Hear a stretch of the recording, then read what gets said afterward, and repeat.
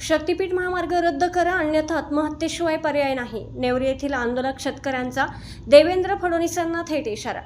शक्तीपीठ महामार्गामुळे आमची शेती उद्ध्वस्त होणार आहे. त्यामुळे मुख्यमंत्री देवेंद्र फडणवीस यांनी हा शक्तीपीठ महामार्ग तातडीने रद्द करावा.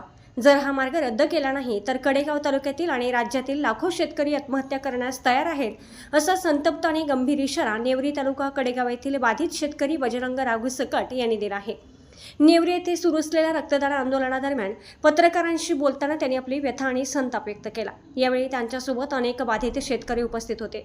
खून लो लेकिन खेती मत लो. नेवरी येथील शेतकऱ्यांनी अत्यंत आक्रमक पवित्रा घेतला असून आंदोलनाच्या ठिकाणी खून लो लेकिन खेती मत लो आणि शक्तीपीठ महामार्ग रद्द करा अशा आशयाचे फलक लावून रक्तदान आंदोलन सुरू केले आहे. शेतकऱ्यांच्या सुपीक जमिनी या महामार्गात जाणार असल्याने त्यांच्यामध्ये तीव्र असंतोष पसरला आहे. शेतकरी बजरंग सकट यांनी पुढील आंदोलनाची दिशा स्पष्ट करताना सांगितले, उद्या 18 तारखेला पंढरपूर येथे आमच्या वतीने तीव्र आंदोलन केले जाणार आहे. तसेच 25 तारखेला जेव्हा शासन पातळीवर काही कार्यक्रम किंवा दौरा असेल तेव्हा मी स्वतः जाऊन देवेंद्र फडणवीस यांची भेट घेणार आहे आणि त्यांच्याकडे हा प्रकल्प रद्द करण्याची थेट मागणी करणार आहे. ते पुढे म्हणाले, भविष्यात जेव्हा आम्हाला मुंबईतील आझाद मैदानावर आंदोलनासाठी तारीख मिळेल किंवा मंत्रालयात चर्चेसाठी बोलवले जाईल त्यावेळेस आम्ही सर्व शेतकरी तिथे थेट स्वतःला फास लावून आत्महत्या करून आंदोलन करू. या सर्व प्रकाराला सर्वस्वी सरकार जबाबदार असेल. त्यामुळे देवेंद्र फडणवीस यांनी आता विचार करावा की शेतकऱ्यांशी कसे वागायचे आणि काय करायचे. शक्तीपीठ महामार्गाविरोधात सांगली, कोल्हापूर आणि सोलापूर जिल्ह्यातील बाधित गावांमध्ये शेतकऱ्यांचा संघर्ष आता अधिकच तीव्र होताना दिसत आहे. नेवरी येथील शेतकऱ्यांच्या या थेट इशाऱ्यानंतर आता सरकार यावर काय निर्णय घेणार याकडे सर्वांचे लक्ष लागले आहे. रक्तदान आंदोलन होय, रक्तदान आंदोलन आणि तेही शक्तीपीठ महामार्ग विरोधात रक्तदान आंदोलन. आज नेवरी तालुका कडेगाव येथे शेकडो शेतकरी आपलं शरीरातलं रक्त देऊन शक्तीपीठ महामार्ग रद्द करावा अशा वेदना सरकारपर्यंत पोहोचवत आहेत. उद्या शक्तीपीठ महामार्ग रद्द नाही केला तर आम्ही आमचं रक्त सांडायला देखील तयार आहोत. आज एक जीव वाचवतोय, आम्ही अनोळखी जीव वाचवतोय. आमच्याकडे माणुसकी आहे. शेतकरी हा नेहमीच बळीराजा म्हणून सन्मानित केलाय, परंतु या बळीराजाला पाताळ्यात गाडण्याचं काम इथलं सरकार करतंय. म्हणून आम्हाला खऱ्या अर्थानं वेदनेचा प्रश्न आम्हाला रक्त देऊन विचारायचा आहे. सकाळी 8 वाजल्यापासून तुम्ही शेतकरी बघितले तर रांगा लावून रक्तदान करतायत. एखाद्या नेत्याला सुद्धा हे भाग्य लाभत नाही. त्यांच्या वाढदिवसाला रक्तदान करायला धरून माणसाला यावी लागतात, परंतु आमचा शेतकरी बिन सांगता माझी काळी आहे आणि शेती वाचवण्यासाठी संघर्ष करतोय.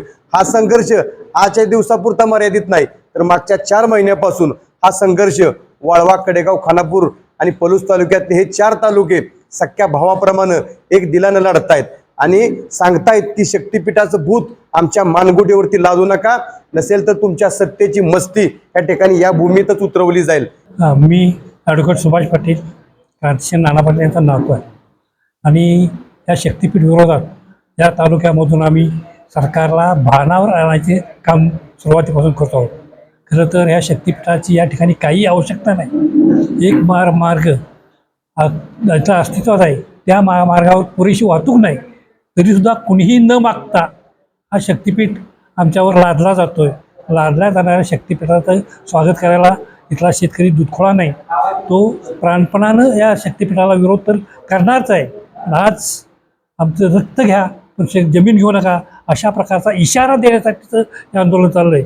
गेले 4 महिने शक्तीपीठ रद्द व्हावा म्हणून आज नेवरी ग्रामसेवकानं या शक्तीपीठ बाधित सगळ्यांच्या वतीनं आज हे रक्तदान आंदोलन केलेलं आहे.